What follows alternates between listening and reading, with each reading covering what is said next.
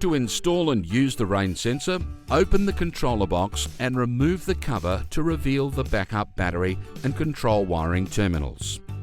If a rain sensor is not connected, leave the factory link as supplied.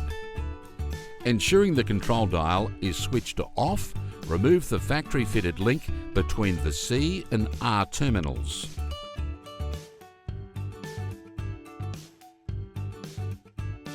Then bring the 2-wire cable through the hole in the bottom of the box. The connections are not polarity sensitive. Attach the wires as shown. Replace the terminal cover and turn on the rain sensor switch in the top right-hand corner of the control panel. If you leave the switch in the off position, the controller will ignore information from the rain sensor. Each station can be set individually to override the rain sensor, which is particularly useful if you have an area of garden that is undercover and doesn't receive any rainfall.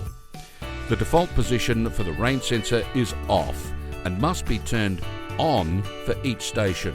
To do this, select Set Auxiliaries on the control dial. You'll see a station number flashing and the word OFF displayed. Press the right arrow and OFF will flash. Then the plus button and it will change to on. Press the left arrow button and the station number will flash. Then use the plus and minus buttons to select another station and repeat the previous steps until rain sensing is turned on for all required stations. When off is selected for a station, the controller will override the rain sensor for that station. Programmed watering can be suspended for up to 10 days if rain is forecast in your area.